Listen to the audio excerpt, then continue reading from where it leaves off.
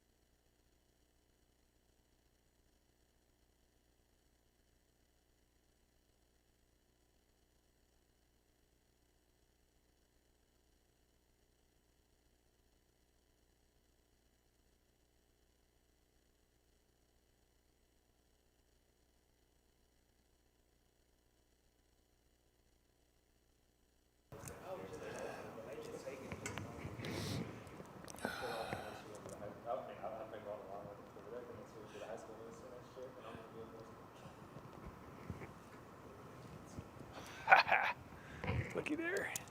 I always get excited. Supposed to. Technology, you just never know, especially one you don't use very much.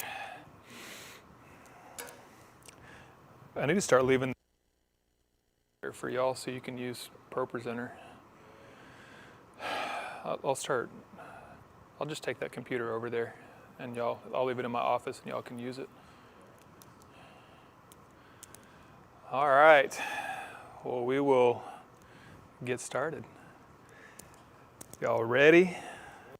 All right, I know Miguel said he couldn't be here this evening and need to be praying for Kenva's mom. Her mom went into the hospital today, so I'll be praying for them. Anything else?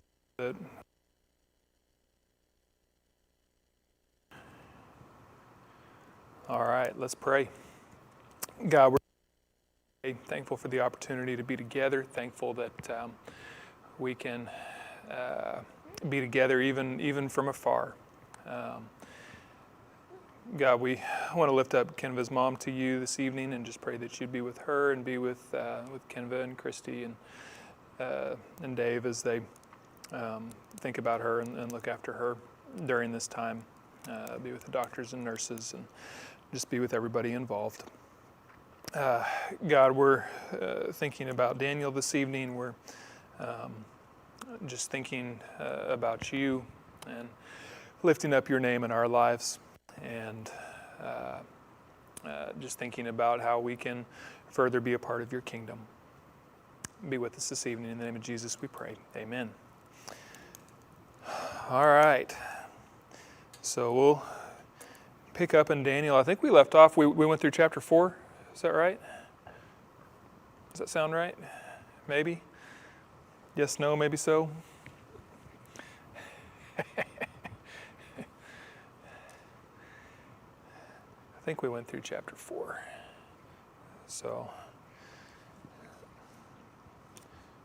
start in chapter 5.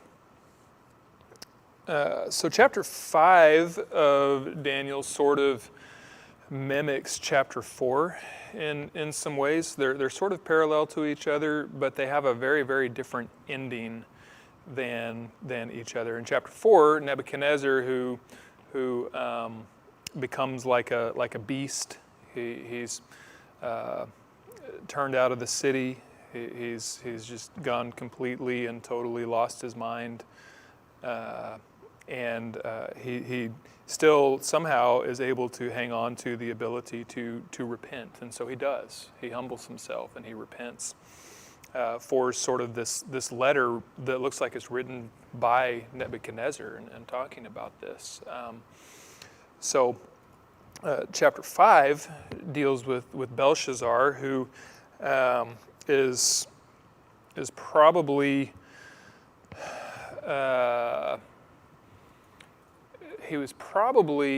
history is a little askew about Belshazzar. It's thought that he maybe was left as king while his father was off to war. So he wasn't king, but he was the king sitting on the throne when all of this stuff went down, and would have ruled in his father's place while his father was away. So Belshazzar in chapter 5, he throws this giant feast, and is probably like a religious festival in Babylon, and so the whole city is festivalizing whatever you do for their festival. It looks like in their festival there's a whole lot of drinking. It's kind of what it looks like among other things. And if you remember back in chapter 1, verse 2 of Daniel, it was mentioned that along with the captives who were led away from Jerusalem, the vessels from the temple, like the gold cups and some other things from the temple, were brought away from Jerusalem too, which seems like a little bit of a strange thing to mention. But in chapter 5, we find out that there was some foreshadowing going on there. There's a reason why Daniel mentioned these vessels being taken away from Jerusalem. And in chapter 5, Belshazzar, he gets a big old head. And notice that Nebuchadnezzar, like, he took the vessels and he had them put away. He put them away somewhere. He had some respect for these things that came from the temple. Belshazzar, probably for one of their gods that they're celebrating or something, and they go and they get these cups, these golden cups, these vessels that came from God's temple that belonged to him, and they use these to drink all their wine in their festival as they're worshiping something else, probably. And so it's this very big, bold sort of deal. You know, Nebuchadnezzar, every time that God showed up, he kind of said, "Okay, all right, God, I got it." And he never said, you know, you're the only God. He never made a confession like that necessarily, but he recognized that this God of the Israelites, this God of Judah, this God of Jerusalem, that he was a God and a powerful one. Belshazzar just spits on all of that, and he goes and gets these vessels, And they're praising the gods of gold, silver, bronze, iron, wood, and stone, all these idols. And all of a sudden, he sees this hand, and it's writing on the wall. This is where we get the phrase, the writing on the wall. What's it mean when we say the writing on the wall? The writing is on the wall. The end of something is coming, right? That's become an English phrase. There's another English phrase in chapter 5. You have been weighed, you have been measured, and you have been found wanting. That comes from, that's like ultimate smack talk there in English. There's a movie that used it. A Knight's Tale. Yeah, that was it. A Knight's Tale. They use that, and that comes from Daniel. So he sees this hand writing on the wall. He's greatly disturbed. There's 3 words written on the wall, and they are.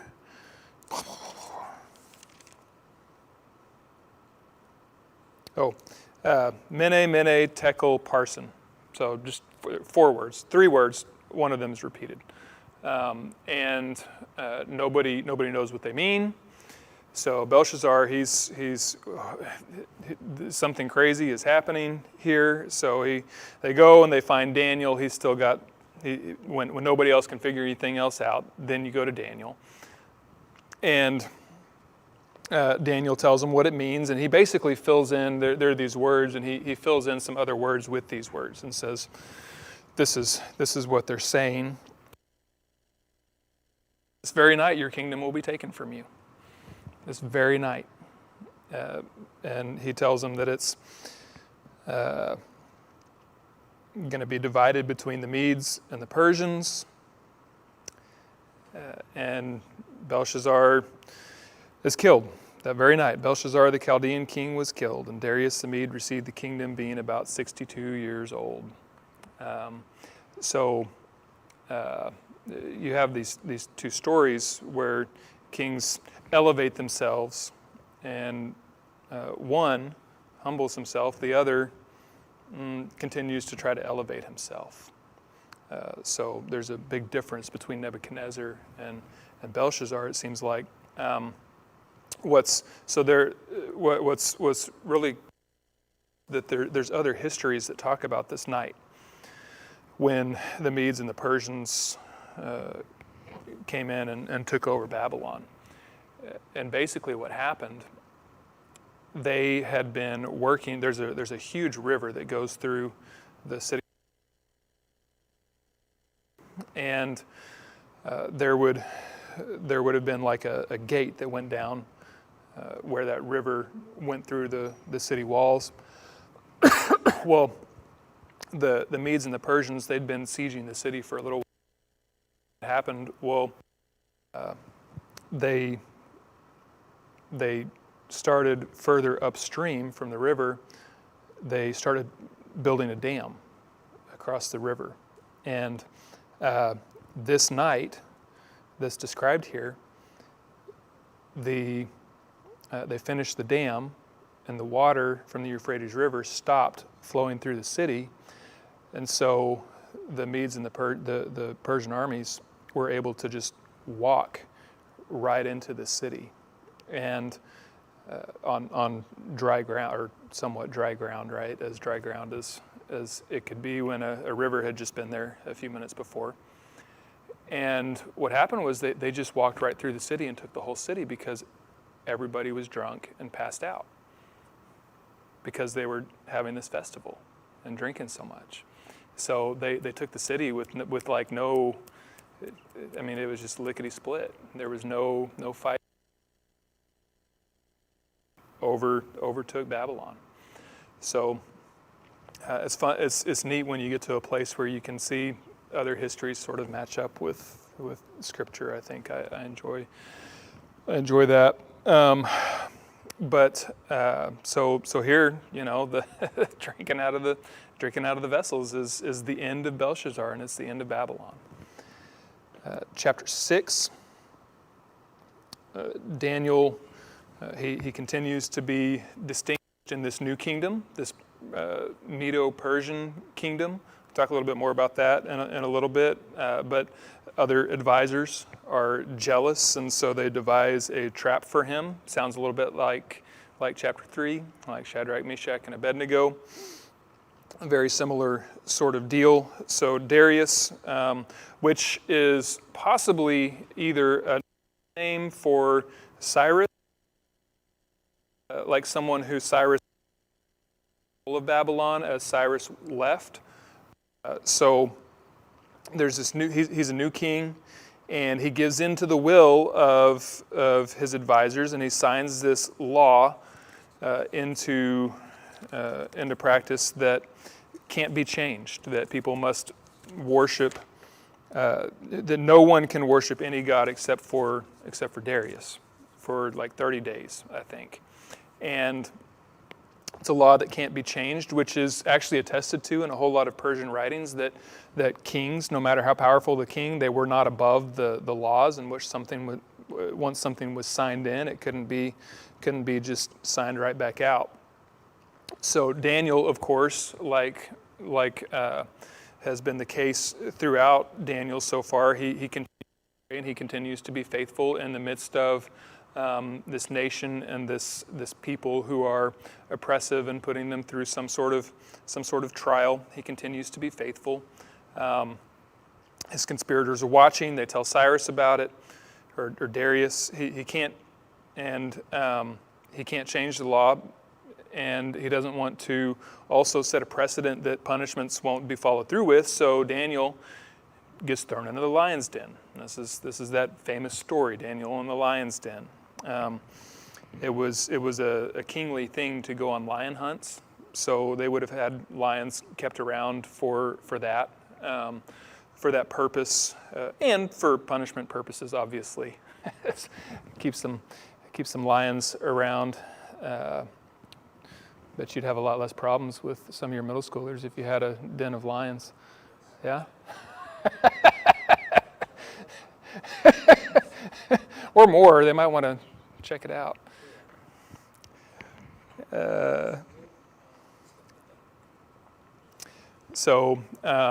There's obviously, the king obviously cares about Daniel a little bit. It's been long enough that they've established some sort of relationship with each other, like a mutual respect sort of relationship. He says, "May your God whom you serve continually deliver you." So he's not professing to know this God of Daniel, but he's hoping that this God will continue to deliver Daniel. Daniel gets sealed in. The king even fasts on Daniel's behalf. I mean, it's pretty obvious that there's some respect there. And then 19 through 28 sort of describe what happened. Break of day, the king arose, went in haste to the den of lions. As he came near to the den where Daniel was, he cried out in a tone of anguish. The king declared to Daniel, "O Daniel, servant of the living God, has your God, whom you serve continually, been able to deliver you from the lions?" He doesn't just walk in. He's smart. So he calls out to Daniel, see if he's still there. Daniel said to the king, "O king, live forever. My God sent his angel and shut the lion's mouth, and they have not harmed me, because I was found blameless before him and also before you. O king, I have done no harm." So again, Daniel deflects. He's not saying, "I was big and bad and scared off the lions." He says, "My God was able to save me. He sent his angel and shut the lions' mouths, so they haven't harmed me." So Daniel was taken up out of the den. No kind of harm was found on him, because he had trusted in his God. The king commanded, and those men who had maliciously accused Daniel were brought and cast into the den of lions, they, their children, and their wives. And before they reached the bottom of the den, the lions overpowered them and broke all their bones in pieces. Which, again, is a really good lesson for people who are living in oppressive type situations, for people of faith who are living in oppressive situations. This is a story that would have spoken to people in that kind of situation. King Darius wrote to all the peoples, nations, and languages that dwell in all the earth, peace be multiplied to you. I make a decree that in all my royal dominion people are to tremble and fear before the God of Daniel. For he's the living God, enduring forever. His kingdom shall never be destroyed, and his dominion shall be to the end. He delivers and rescues. He works signs and wonders in heaven and on earth. He who has saved Daniel from the power of the lions. So this Daniel prospered during the reign of Darius and the reign of Cyrus the Persian. That there could be sort of a translation thing. So it could also be during the reign of Darius, also known as Cyrus. So they're not really sure how to take it right there. That's where the possibility that Darius and Cyrus are actually the same person. Not really sure exactly. But this sets us up. This little statement here, it sets us up for. Oh, I'm sorry. I'll have the slides. I'll give them to you. That was chapter 6. I'll leave that up just for a second. So this sort of sets us up a little bit for chapter 7 through 12, and one of the main themes in 7 through 12, and it's from the lips of King Darius, not even from a faithful Jew. For he is the living God, enduring forever. His kingdom shall never be destroyed, and his dominion shall be to the end. I heard Jim say it. I think he said it better than I was going to say it, but he said, what's being said here, if we take anything away from this, like we can get down and get stuck in this beast is that, and this beast is that, and this is that, and this is that, and this refers to this, and this refers to that. But if you just come back from it for a minute, and look at it from more of a bird's eye view, this last part of Daniel, it's this idea that kingdoms, earthly kingdoms, human kingdoms, they rise, they fall. The kingdom of God continues forever. And that's what we're set up for here. He is a living God, enduring forever. His kingdom shall never be destroyed, and his dominion shall be to the end. And that's one of the big themes in Daniel, especially the second half, as we watch the rise and fall and the rise and fall and the rise and fall of these different seemingly so powerful empires and nations. And they were powerful. Persia was huge.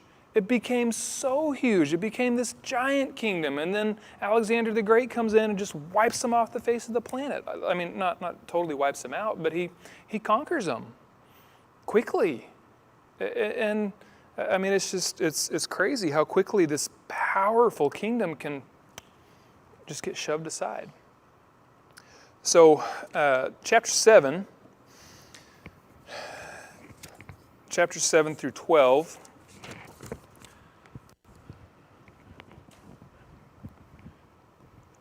they're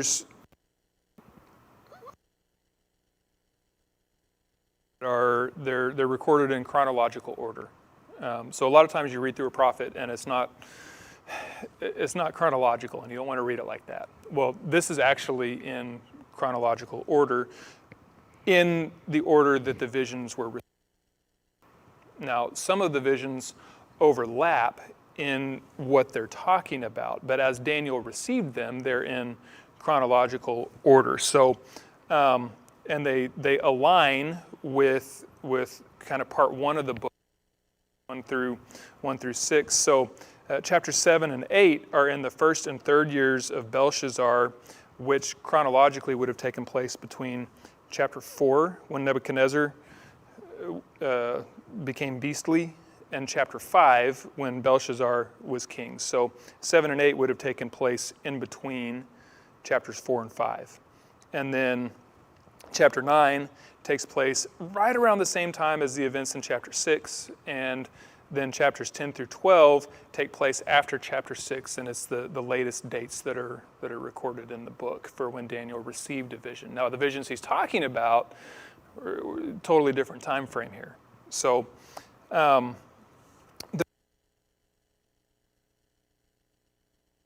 let's see.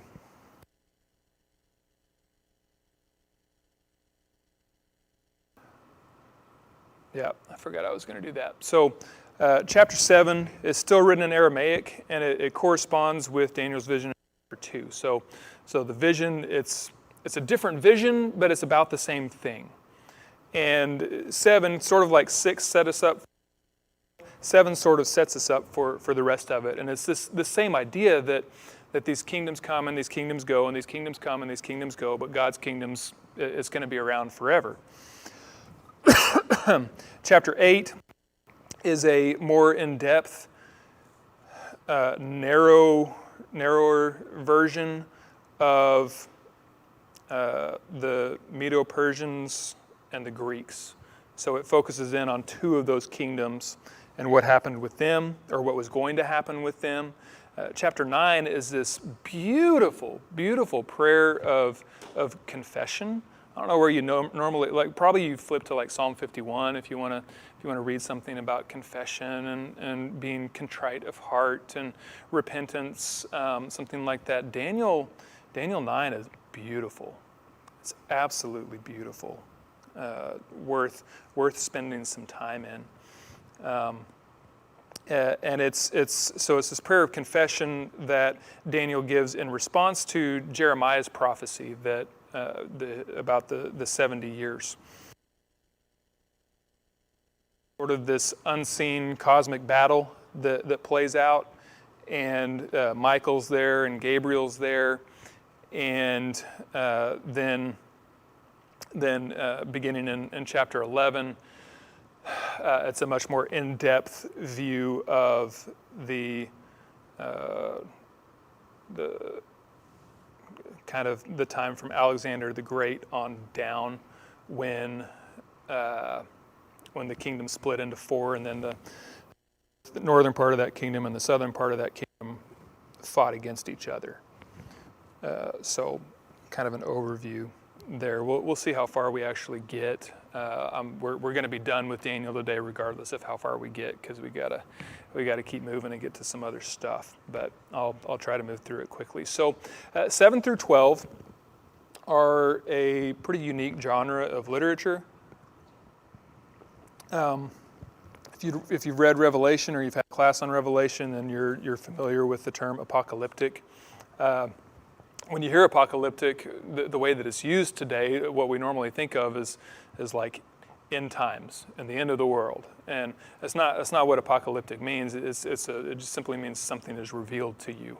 But it was a particular type of literature, like we would have a poem or fiction or nonfiction or a fairy tale or a fable or like we have all these different genres of literature, right? And apocalyptic is no different. It's a genre of literature, and so there's particular things that you would come to expect from reading that genre of literature. Now, Daniel and Ezekiel are some of the first examples that we see of apocalyptic literature in Jewish literature.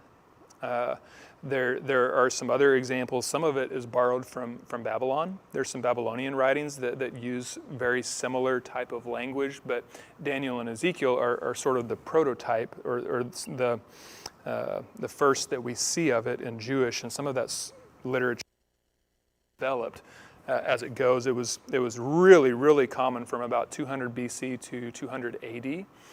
Lots and lots and lots of writings that are written in style. We just don't know about all of them, really.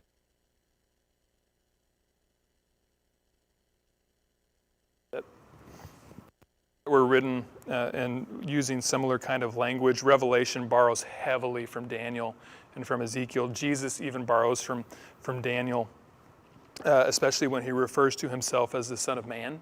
That comes from Daniel. So common from 200 BC to 200 AD. The language, So it's the language of people who are suffering, people who are under oppression, people who are being persecuted. It's the language of people who are going through something very, very, very difficult and something that lasts for a very long time.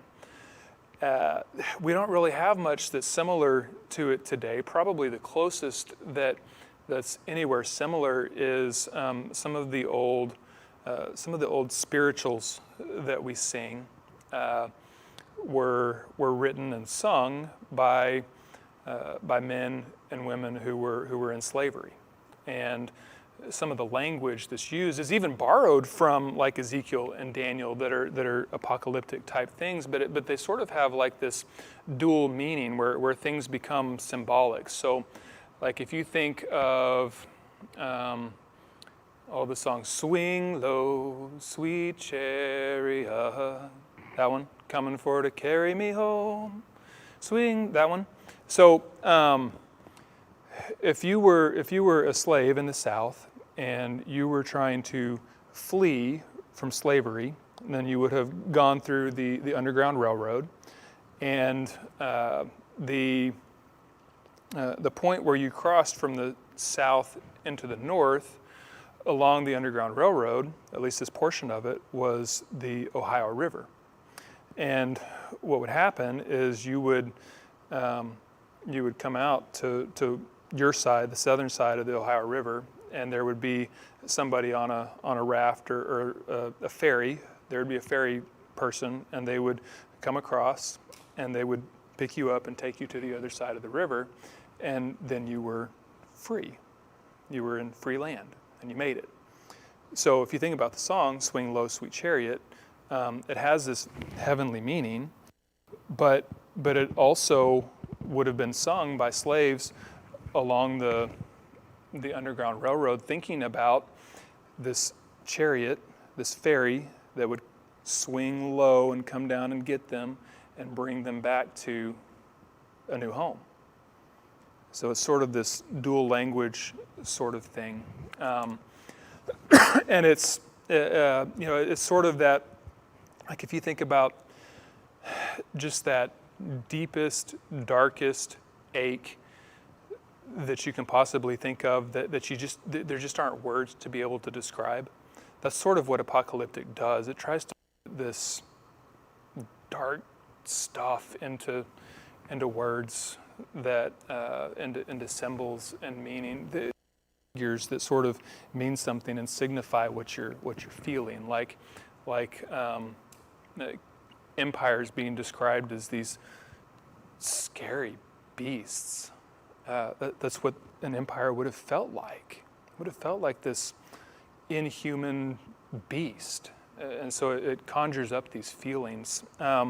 So Daniel 7 through 12 is very much in this genre. It's very symbolic, very figurative.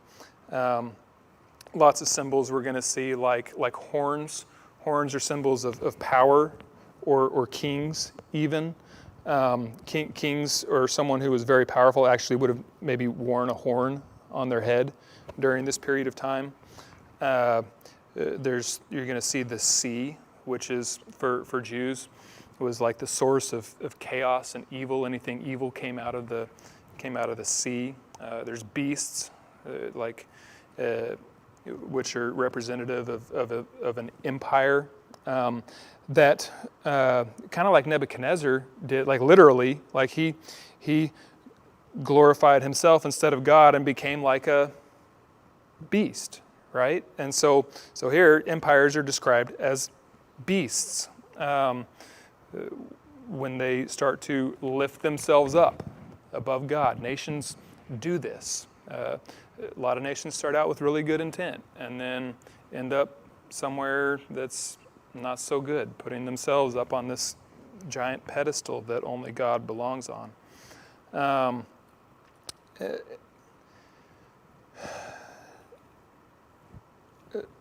Apocalyptic literature is very pessimistic. Everything's bad.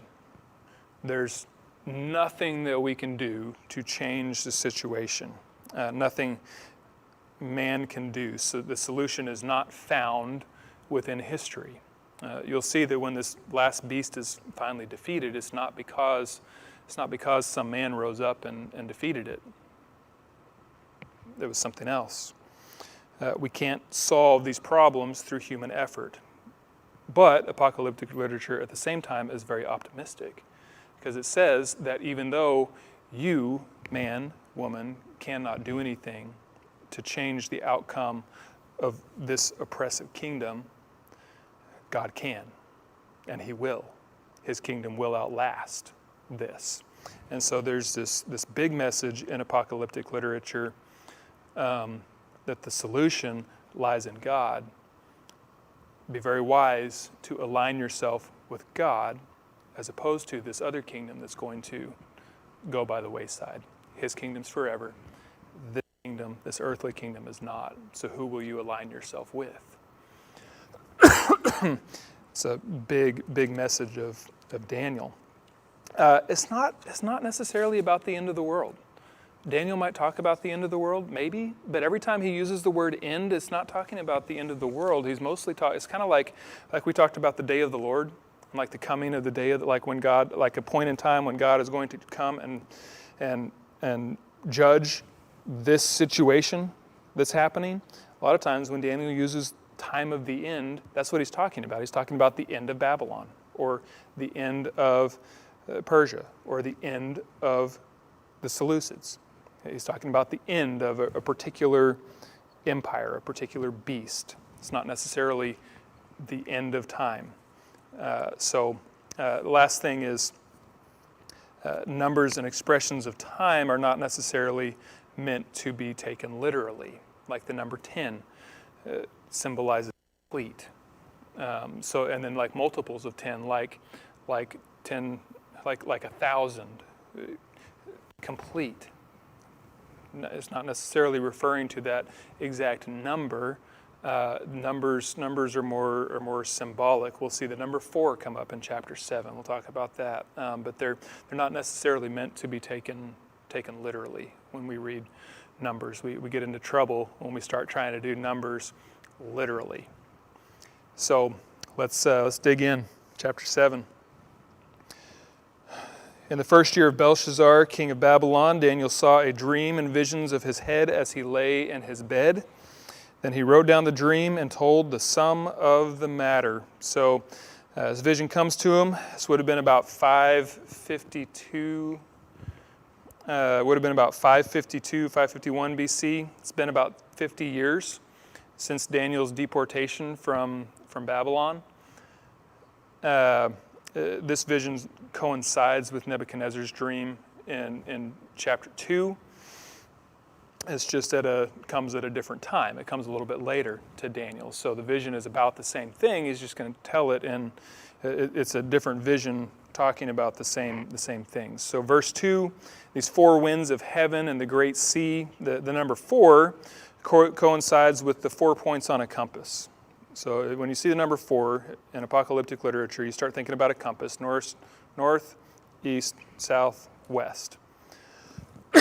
And what that means is saying is that this wind, these 4 winds, they're coming from like every possible direction, everywhere, complete, the whole earth. It's a very, very large area. So like as far as you can see. So Daniel, he sees like this, it's not just like this inland sea, it's like this limitless ocean. And the sea in apocalyptic literature refers to evil coming up out of it. In Revelation, one of the best images in Revelation is you see the sea several times, and the first time you see it, it's way down here. God's sitting on his throne, and the sea is like this glass at his feet. And like glass is breakable, right? Like you get this idea that God could just crush it at any second. And at the very end of Revelation, chapter 21, the sea is no more. There's no more source for evil. So it's a symbol that carries on through Scripture. So verses 3 through 8, there's these four great beasts, and they're always representative of empires. Empires that end up opposing God or trying to set themselves up as gods, and they always fail. There's four of them. Could be a literal four.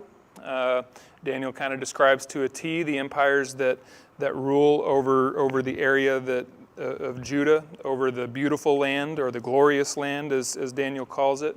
They could be symbolic of all empires that set themselves up against God. With the lion with eagle's wings. A lion and eagle were actually both used by Jeremiah in his description of Nebuchadnezzar. So here this beast is the Babylonian Empire. The wings are plucked off and he's made to stand like a man, sort of reminiscent of chapter 4 where this proud, self-sufficient king is made to realize his weakness. He's not a god, he's just a man. His wings are plucked off. He's just standing there like he's like a man. He's not a god. A bear with the three ribs in its mouth. This is Medo-Persia. We say Medo-Persia because there were these two kingdoms that sort of consolidated into one, but Persia was very much the head of that. Persia was the master of the Medians. So, and then the leopard was Greece. Leopards are really swift, they're really fast. Chapter 8, the male goat, which also is depicting Greece and Alexander the Great, comes from the west across the whole earth without touching. Running, and they're not touching the ground. Are they running slow or fast? Fast. So it's the same sort of image here. A leopard. This leopard is Greece, and it has four heads. Alexander, he dies at about the age of 32. He dies really young, and his kingship is given over to four different kings when the kingdom splits after his death. So this fourth beast has 10 horns. Horns were kings or power, and there's 10 of them, so it's like complete power, total power. It seems absolutely undefeatable. But there's a little horn that's more powerful than all of these. Later on in Daniel, he says it's a king that makes war with the saints. Most, not all, but most assume this kingdom to be Rome. There's some who think it is referring to Antiochus Epiphanes the fourth, or even to some future kingdom. Iron is used there. It's used in chapter 2 also to describe this kingdom. Rome was actually known for using iron in a lot of its weapons. It's pretty likely that it's Rome here, especially with some other references. But there are many differing opinions about this fourth kingdom. So you have all these kingdoms, and then you have in 9 through 11, God is pictured as the Ancient of Days. Verse 9, as I looked, thrones were placed, and the Ancient of Days took his seat. His clothing was white as snow, and the hair of his head was like pure wool. His throne was fiery flames. Its wheels were burning fire. Ancient of Days, Ancient of Age. Do you get the picture of like a bent over, frail grandpa when you hear the term Ancient of Days? That's not really what's meant here, right? It's like regal. It's somebody who's been around for a really long time. It's fitting that these kingdoms that come and these kingdoms that go are being judged by one who is Ancient of Days, one who's been around since before any of these kingdoms rose, and one who will be around when they fall. Out from before him, 1,000 served him, and 10,000 times 10,000 stood before him. The court sat in judgment, and the books were opened. So Ancient of Days took his seat. The seat he's sitting on is a seat of judgment. It's a seat of judgment.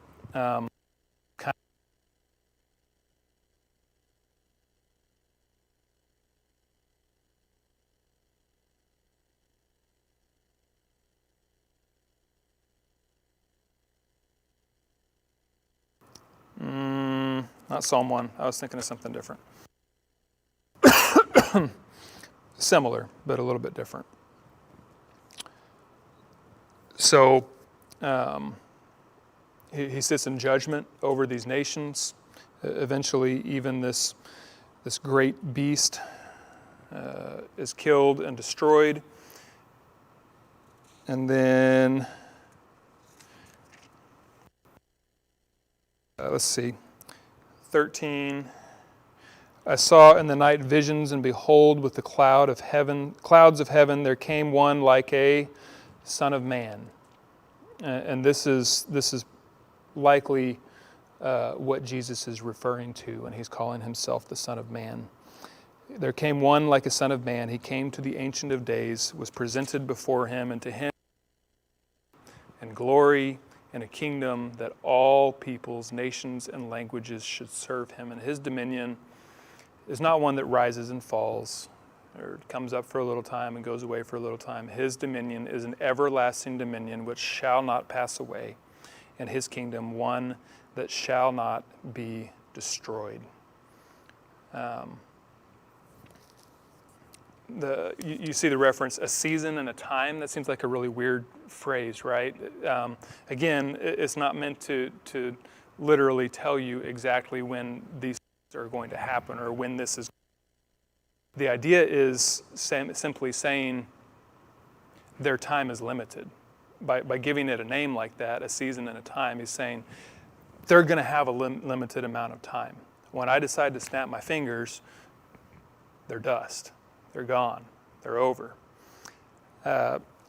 15 through 28 give further information about this vision that we just read about. Let's look at 26 through 28.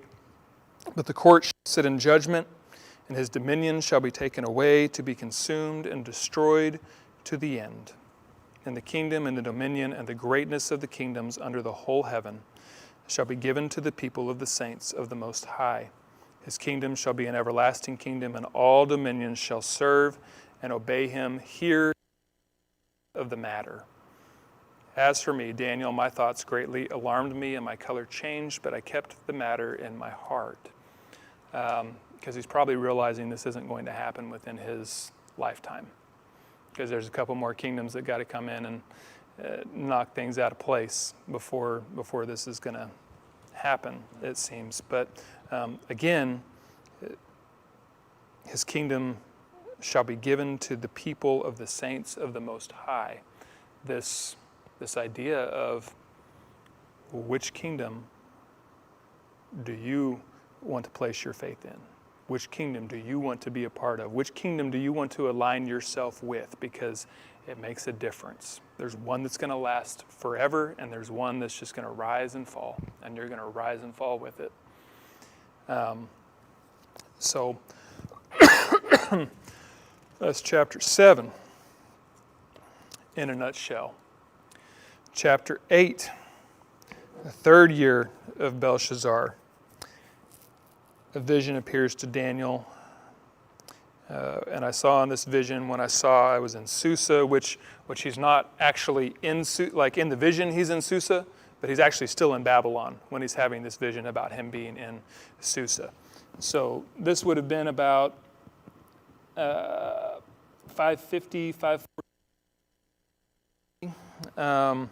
Really significant year when Cyrus broke free from his allegiance to the Medes, and they established this joint state of the Medes and the Persians. So this would have been the year when the Medes and the Persians aligned themselves together.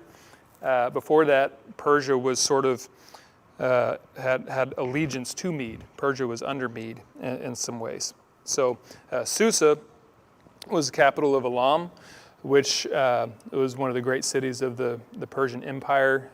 In fact, when Nehemiah, the cupbearer for Artaxerxes,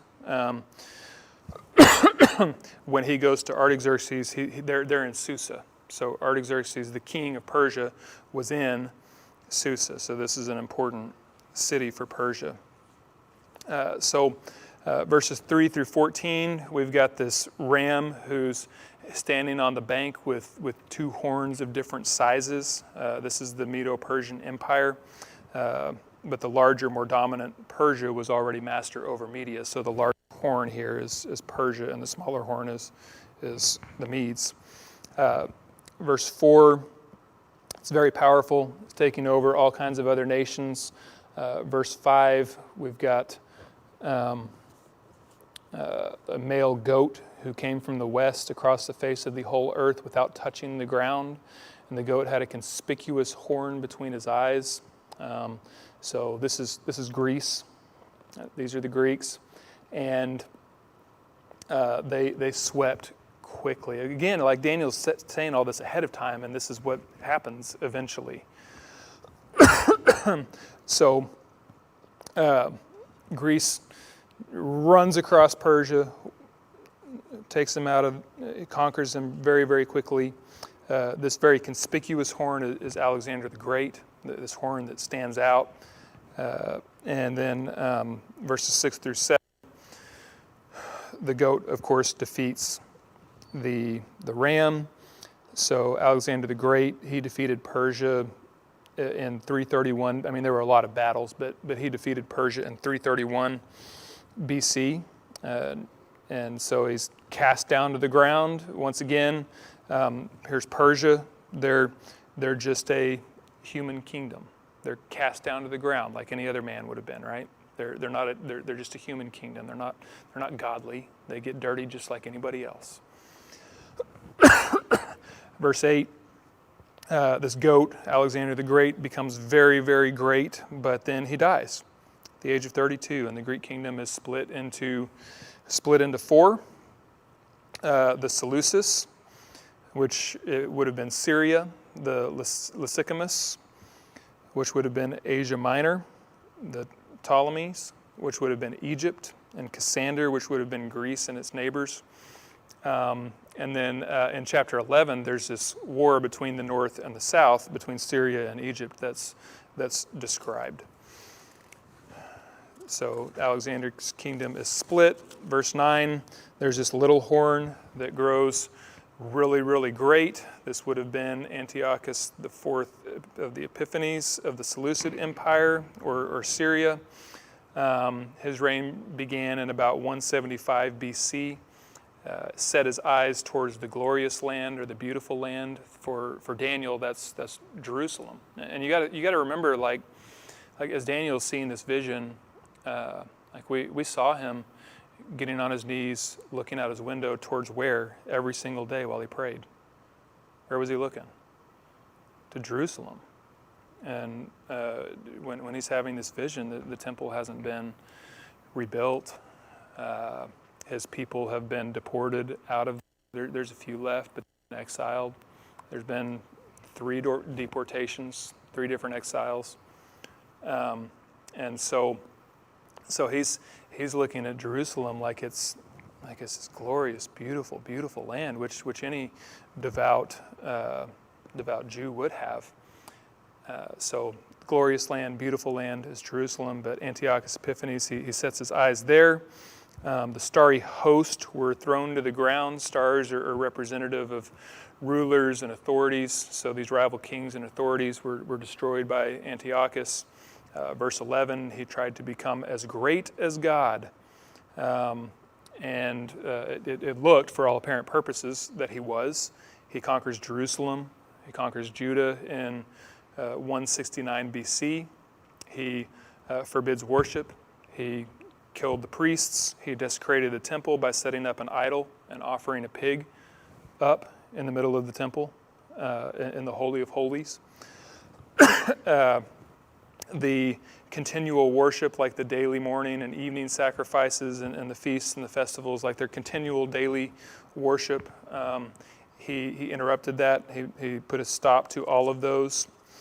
He tried to collapse any kind of worship that the Jews had.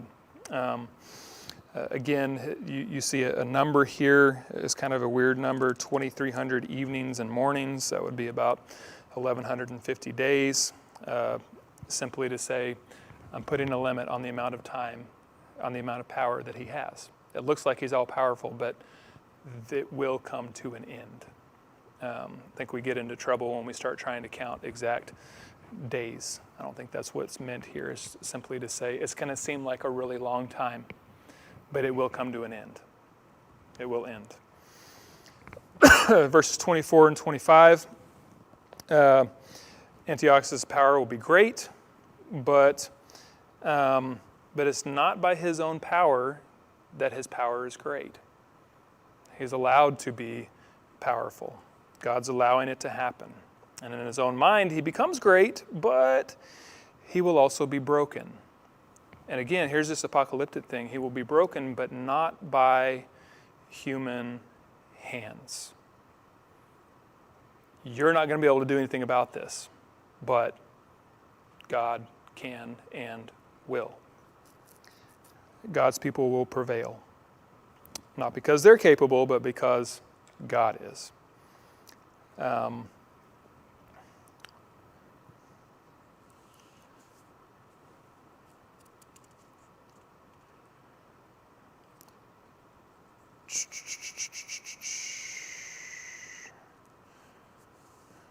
Let's move on to chapter 9.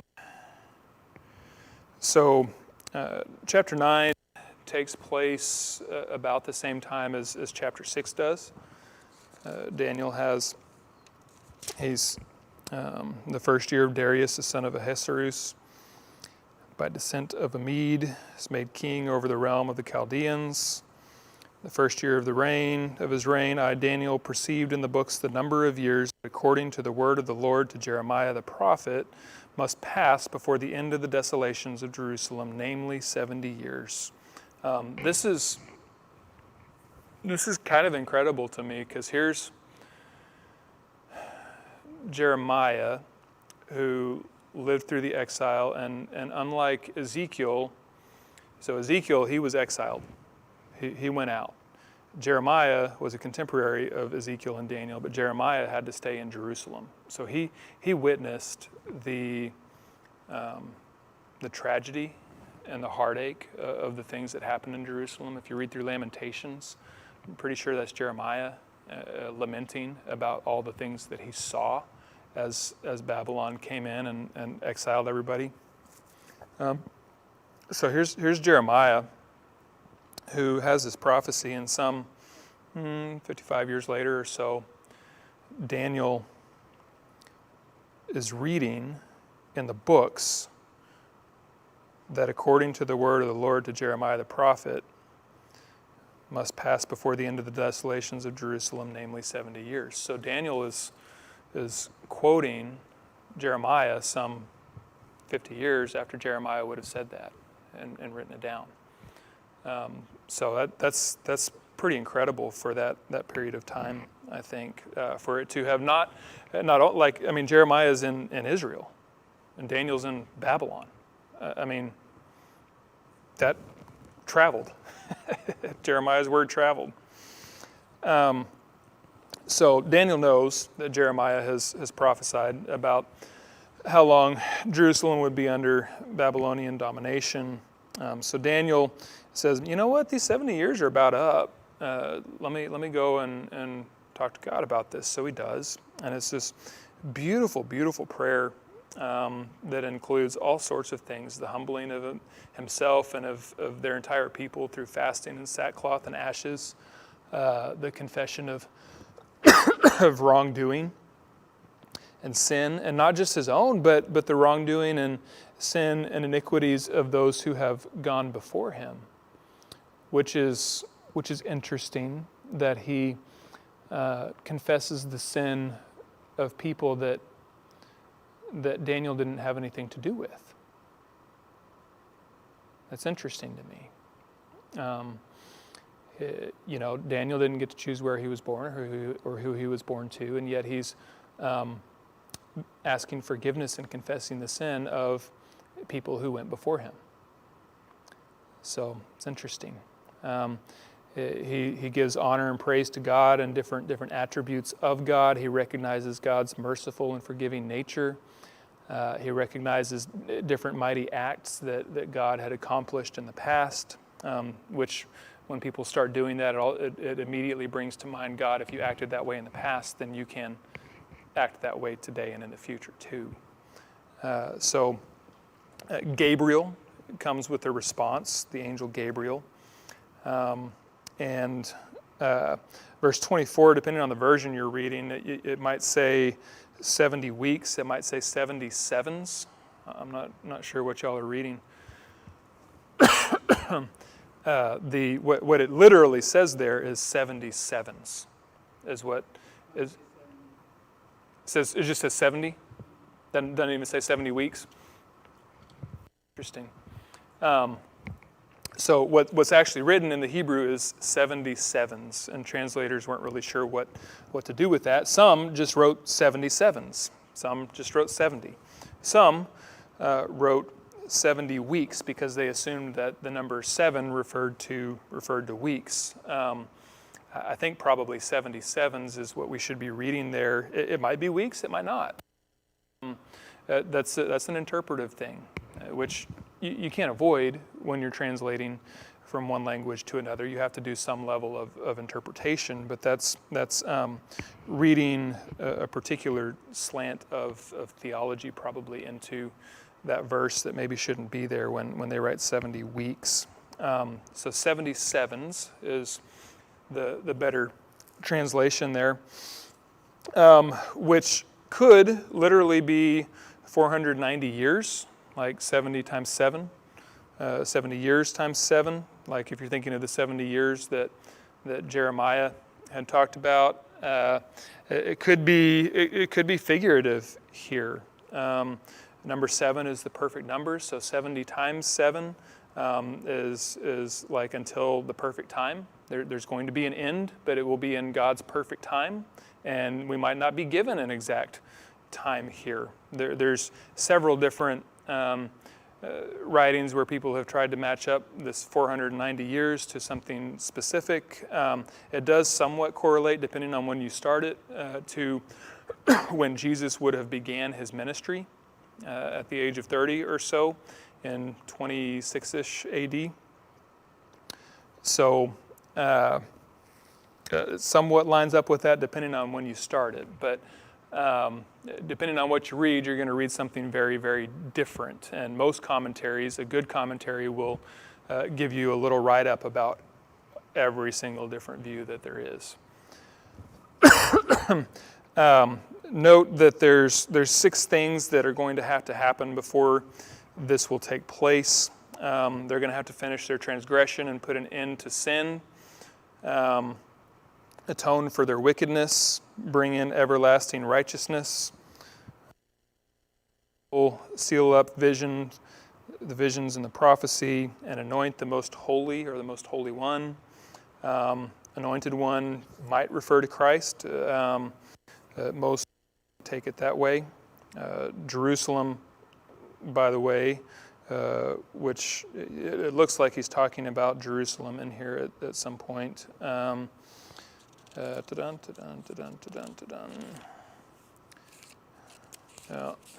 missed a page. It's under the 70 weeks part, restore. So, verse 25, understand that from the going out of the word to restore and build Jerusalem to the coming of an anointed one, a prince, there shall be 7 weeks, then for 62 weeks it shall be built again with squares and a moat. But in a troubled time, and after the 62 weeks, an anointed one shall be cut off and shall have nothing.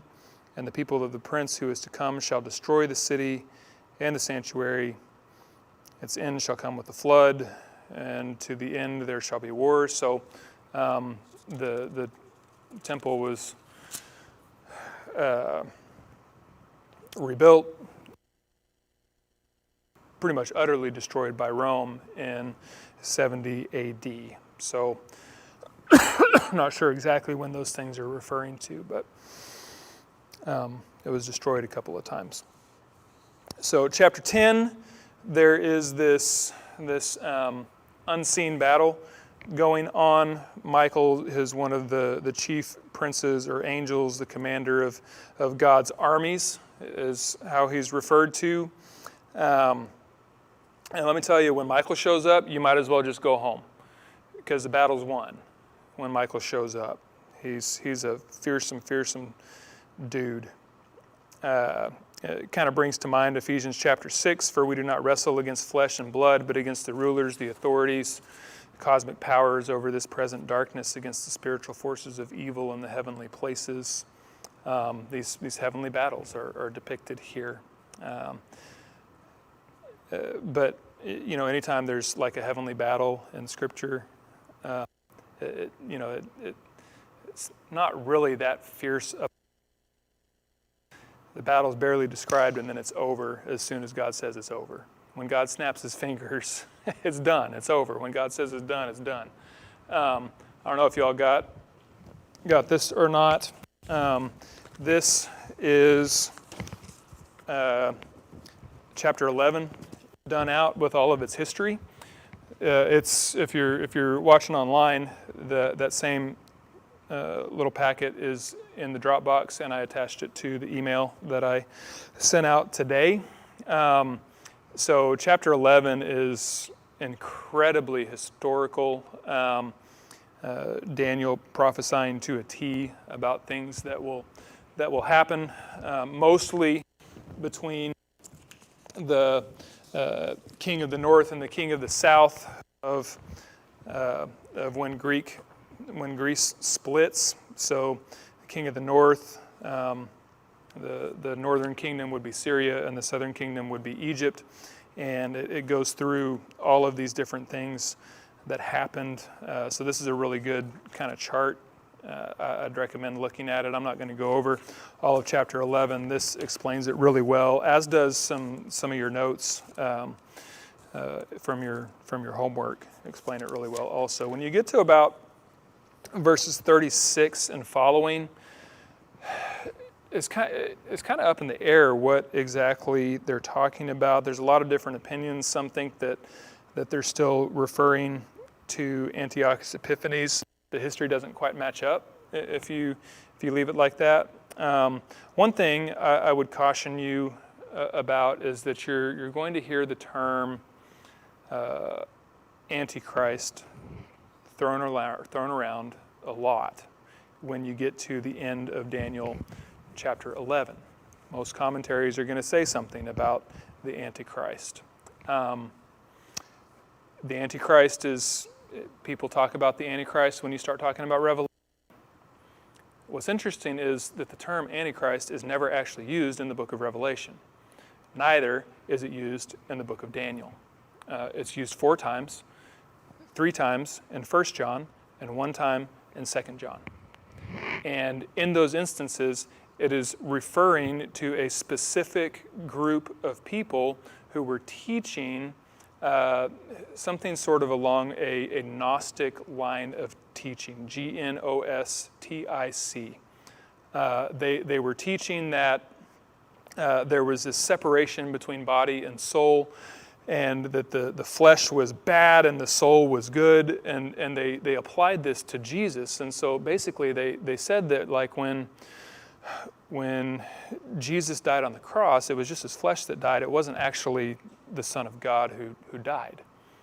And so John referred to people who were teaching this as antichrists, because they were teaching that like the Spirit came down when Jesus was baptized and then left before he died.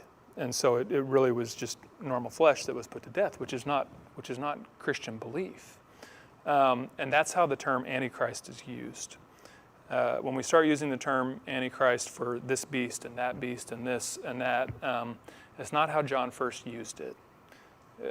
Not to say that there's not that Satan isn't real and doesn't exist, but to start saying this beast is the Antichrist and this beast that's not how John used that term. So you're going to see a lot of commentaries talk about the Antichrist when you get to Daniel chapter 11, and that's not really what's here. That's not what's here. It's not how John used it, at least in 1 John and in 2 John. So just a caution there. Chapter 12, we have, we're going to wrap this up really quick. So chapter 12, verse 2, multitudes who sleep in the dust of the earth will awake. Some to everlasting life, others to shame and everlasting contempt. Did you know that there was a very, very clear reference to resurrection in the Old Testament? Here it is. Plain and clear as day. Multitudes who sleep in the dust of the earth will awake. Some to everlasting life, others to shame and everlasting contempt.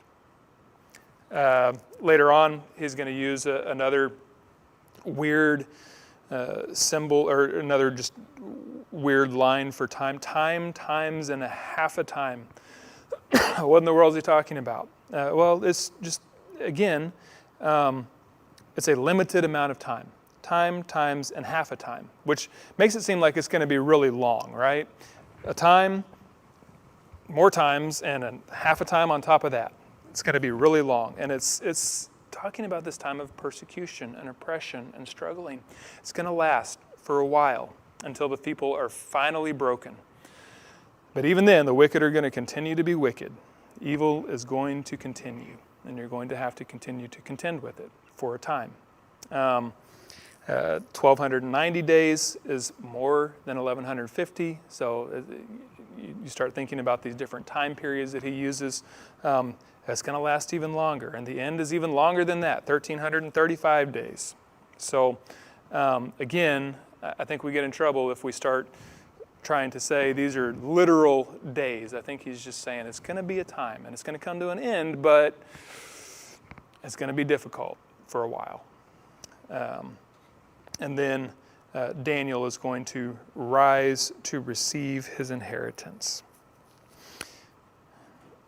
But go your way till the end, and you shall rest and shall stand in your allotted place at the end of the days. And he's told to seal all this up. It's interesting, Revelation, John's told not to seal it because it's for now. It's urgent. Like Daniel said, this is a little ways away. Go ahead and seal it up for the later time. So all this was sealed up because it wasn't necessarily a vision for the immediate future. There's Daniel. Very, very, very, very quickly. We could spend a semester talking about Daniel. Put that one up there just for a minute. I'll have all the slides for you. I'm sorry. I get talking and I forget to move through them. That's why when you preach, you have somebody else do your slides for you.